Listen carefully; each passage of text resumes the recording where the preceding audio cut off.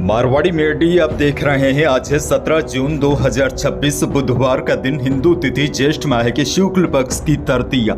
आज का दिन वैसे भी बहुत खास है क्योंकि आज महाराणा प्रताप जयंती मनाई जाएगी। और बड़ी जानकारी आपको यह भी दे दूं, कल यानी कि 18 जून को ऐतिहासिक हल्दी घाटी युद्ध के 450 वर्ष पूर्ण हो रहे हैं। चलिए नजर डाल लेते हैं आज की बड़ी खबरों पर। शुरुआत कर देते हैं दुनिया की बहुत बड़ी खबर के साथ। बड़ी खबर, फ्रांस के एवियन में पीएम मोदी की अमेरिकी राष्ट्रपति डोनाल्ड ट्रंप से मुलाकात हुई है। दोनों नेताओं के बीच यह मुलाकात 16 महीनों के बाद हुई है। प्रधानमंत्री मोदी एवियन में G7 शिखर सम्मेलन के आउटरीच सत्र में शामिल हुए थे, जिस दौरान उन्होंने अमेरिकी राष्ट्रपति डोनाल्ड ट्रंप से हाथ मिलाया। वहीं बड़ी जानकारी आपको दे दूं, राष्ट्रपति डोनाल्ड ट्रंप और पीएम मोदी की यह मुलाकात वैश्विक कूटनीति के लिहाज से भी काफी महत्वपूर्ण मानी जा रही है। आगे बढ़ेंगे। देश की एक और बहुत बड़ी खबर, मॉनसून तेलंगाना के भद्राचलम में पिछले 6 दिनों से अटका हुआ है। इसी वजह से छत्तीसगढ़, महाराष्ट्र और मध्य प्रदेश में बारिश में देरी हो गई है। यहाँ कई हिस्सों में गर्मी लौट आई है। उधर वर्ल्ड मेट्रोलॉजी ऑर्गेनाइजेशन की हाइड्रोमेट्री टीम के मेंबर डॉक्टर पंकज कुमार के मुताबिक छत्तीसगढ़ में 3 से 4 दिन तो मध्य प्रदेश में मानसून की एंट्री हफ्ते भर के बाद हो सकती है। मौसम वैज्ञानिकों ने बताया है इस हफ्ते के अंत तक बारिश की गतिविधियों में सुधार की संभावना है।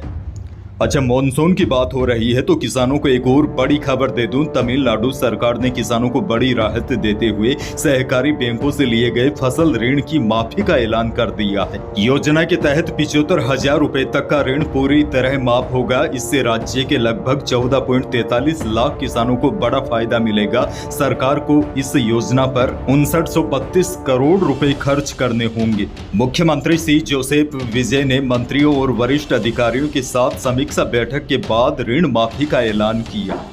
बहरहाल आगे बढ़ जाते हैं। राजस्थान से बहुत बड़ी खबर, दिल्ली मुंबई रेलवे ट्रैक पर कल अचानक हड़कंप मच गया क्योंकि रेलवे ट्रैक पर अचानक बड़ी संख्या में किसान आ गए। करीब 1.5 घंटे तक रेलवे फाटक को बंद नहीं करने दिया। मंगलवार दोपहर करीब 1:30 बजे से दोपहर 3 बजे तक किसानों की भीड़ रेलवे लाइन से निकलती रही। हालांकि राहत की बात यह रही, इस दौरान कोई भी ट्रेन या मालगाड़ी इस लाइन से नहीं गुजरी। यह मामला सवाई माधोपुर जिले के गंगापुर सिटी इलाके के डीप रेलवे स्टेशन के पास का है। पांचना बांध से कमांड क्षेत्र की नहरों में पानी छोड़े जाने की मांग को लेकर किसान आंदोलन कर रहे हैं। आगे बढ़ेंगे। बड़ी और काम की खबर, भजनलाल सरकार ने पेंशनर्स को बड़ी राहत देते हुए डिजिटल लाइफ सर्टिफिकेट या जीवन प्रमाण पत्र जमा करने की प्रक्रिया को और अधिक सरल बना दिया है। राज्य सरकार ने वित्त विभाग को आधार प्रमाणीकरण के उपयोग की अनुमति प्रदान की है, जिससे पेंशनर की पहचान का सत्यापन अब अधिक सुगम तरीके से किया जा सकेगा। इससे पहचान प्रमाणित करने या अनेक दस्तावेज प्रस्तुत करने की आवश्यकता कम होगी और पूरी प्रक्रिया में पारदर्शिता और दक्षता बढ़ेगी। यह कदम विशेष रूप से वरिष्ठ नागरिक पेंशनर्स के लिए राहतकारी माना जा रहा है, जिन्हें हर वर्ष जीवन प्रमाण पत्र जमा करवाने के लिए चक्कर लगाने पड़ते हैं। इसके अलावा लाभार्थी कोषालय या पेंशन विभाग में व्यक्तिगत रूप से भी उपस्थित होकर भी जीवन प्रमाण पत्र जमा कर सकते हैं। वहीं ई मित्र केंद्रों के माध्यम से सेवा का उपयोग कर डिजिटल लाइफ सर्टिफिकेट जमा करने की सुविधा भी उपलब्ध रहेगी।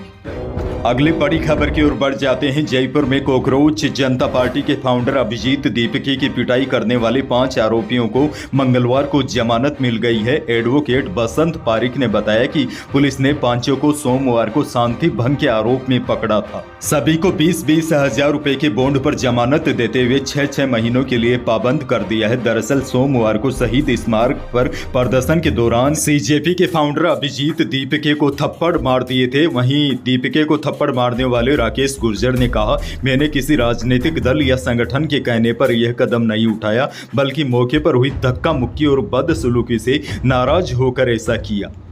बीकानेर से बड़ी और दुखद खबर, बीकानेर में हार्ट अटैक से पिता की मौत के बाद बेटी ने भी अपनी जीवन लीला समाप्त कर ली। पिता का शव देखकर युवती ने खेत में बने पोंड यानी कि तालाब में छलांग लगा दी। लोगों ने तुरंत उसे बाहर भी निकाला, लेकिन उसकी जान नहीं बच सकी। घटना बज्जू थाना क्षेत्र के चक BGSA में मंगलवार सुबह 11 बजे हुई।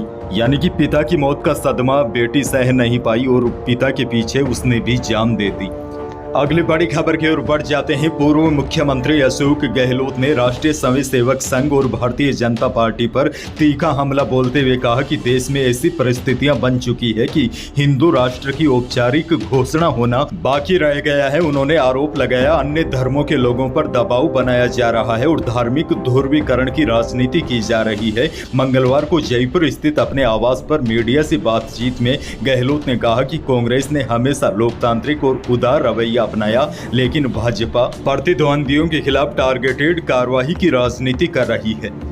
12 जिले से बड़ी और दुखद खबर। छबड़ा क्षेत्र में एक दर्दनाक हादसा सामने आया है। यहां गुगुर स्थित पार्वती नदी में नहाने गई 4 लोगों की डूबने से मौत हो गई। मृतकों में एक महिला, उसका बेटा, 2 सगे भाई शामिल है। हादसे की सूचना मिलते ही क्षेत्र में सनसनी फैल गई और बड़ी संख्या में ग्रामीण मौके पर पहुंच गए। प्रशासन की टीमों ने घटना स्थल पर पहुंचकर राहत एवं बचाव कार्य शुरू किया। काफी मशक्कत के बाद चारों का शव बाहर निकाला गया। प्रारंभिक जानकारी के अनुसार मृतक 12 एक रिश्तेदार की शादी समारोह में शामिल होने के लिए आए थे। इनमें 2 लोग मध्य प्रदेश के गुना जिले के निवासी हैं। बाड़मेर से भी बड़ी और दुखद खबर। बालोतरा जिले में मंगलवार को रोडवेज बस और कार की भिड़ंत में 4 सगे भाइयों की दर्दनाक मौत हो गई। टक्कर इतनी भीषण थी कि कार की परखच्चे उड़ गए। चारों भाइयों ने मौके पर ही दम तोड़ दिया। चारों भाई गांव से 22 किलोमीटर दूर कालेवा गांव में काम पर जा रहे थे। इसी दौरान पाटोती गांव के पास सामने से आ रही रोडवेज बस की टक्कर हो गई। हादसे के दौरान सड़क पर खड़ी एक बाइक भी बस की चपेट में आ गई। राहत की बात यह रही, बाइक सवार साइड में खड़ा होने के कारण बाइक सवार की जान बच गई। वहीं जानकारी के अनुसार चारों भाई रोजाना काम पर अलग अलग जाते हैं, लेकिन कल एक ही गांव में काम होने की वजह से चारों कार लेकर साथ में निकले थे। खैर आगे बढ़ेंगे। बड़ी खबर। जयपुर सराफा बाजार में दोनों ही कीमती धातुओं में रिकॉर्ड गिरावट आई। मुनाफा वसूली के दबाव में चांदी 3500 रुपये कम होकर 2,53,500 रुपये प्रति किलो रही। वहीं शुद्ध सोना भी 200 रुपये टूटकर 1,53,500 रुपये प्रति 10 ग्राम रहा। जेवराती सोना भी 200 रुपये फिसलकर 1,42,300 रुपये प्रति 10 ग्राम रहा।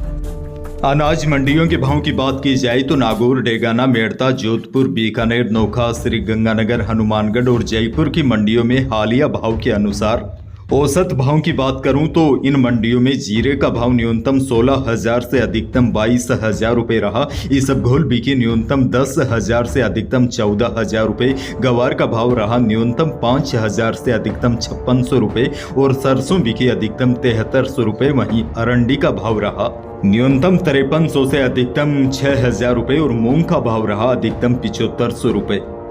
आगे बढ़ेंगे। मौसम को लेकर बहुत बड़ी खबर। भले ही मानसून प्रदेश से अभी काफी दूर है, लेकिन राजस्थान में प्री मानसून एक्टिविटी शुरू हो गई है। मंगलवार को भी सीकर, बीकानेर, चूरू, नागौर के कई इलाकों में बारिश हुई। श्रीगंगानगर में धूल का गुब्बार छा गया। लगातार आंधी बारिश से गर्मी कम हो गई है। कुछ शहरों में अधिकतम तापमान 35 डिग्री सेल्सियस से भी नीचे आ गया है। अब देखिए सबसे बड़ी जानकारी ये है, आज भी प्रदेश के कई इलाकों में आंधी बारिश का येलो अलर्ट है। मौसम विभाग के अनुसार राजस्थान में प्री मानसून गतिविधियां अगले कुछ दिन और जारी रह सकती है। कई जिलों में तेज हवाएं, गरज चमक और हल्की से मध्यम बारिश होने की संभावना मौसम विभाग ने जताई है। अंत में एक और बहुत बड़ी जानकारी दे दूं। अमेरिका और ईरान के बीच दुश्मनी खत्म करने के लिए हुए समझौते की घोषणा ने डोनाल्ड ट्रंप को उनके जन्मदिन पर एक बेहद शानदार तोहफा दिया है। हालांकि यह काफी अनिश्चितताओं से लिपटा हुआ है। समझौते का ऐलान करते हुए सोशल मीडिया पर अपनी पोस्ट पर अमेरिकी राष्ट्रपति ने कहा, होर्मुज स्ट्रेट कॉमर्शियल जहाजों के लिए खुल जाएगा और अमेरिका अपनी नौसैनिक नाकेबंदी भी हटा लेगा। हालांकि अभी भी इस समझौते पर पेच फंसा हुआ है, लेकिन समझौता अगर जमीन पर उतरता है तो भारत को इससे बड़ा फायदा होगा। भारत में पेट्रोल और डीजल के दामों पर दबाव कम होगा, महंगाई को नियंत्रित करने में मदद मिलेगी। इसके अलावा भारत का तेल आयात बिल घटेगा। इतना ही नहीं बल्कि देसी मुद्रा भंडार पर भी दबाव कम होने की संभावनाएं मजबूत होगी। और सबसे बड़ी राहत वाली बात यह है, रिपोर्ट के मुताबिक ड्राफ्ट में ईरान के तेल निर्यात पर लगे प्रतिबंधों में अस्थायी छूट मिल सकती है। आपको बता दूं, भारत पहले ईरान से बड़ी मात्रा में सस्ता तेल खरीदता था, लेकिन अमेरिकी बैन के चलते व्यापार लगभग ठप हो गया था।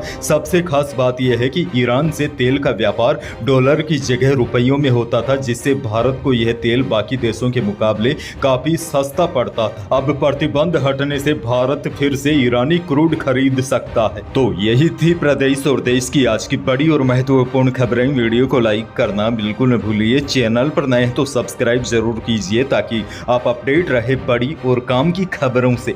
धन्यवाद।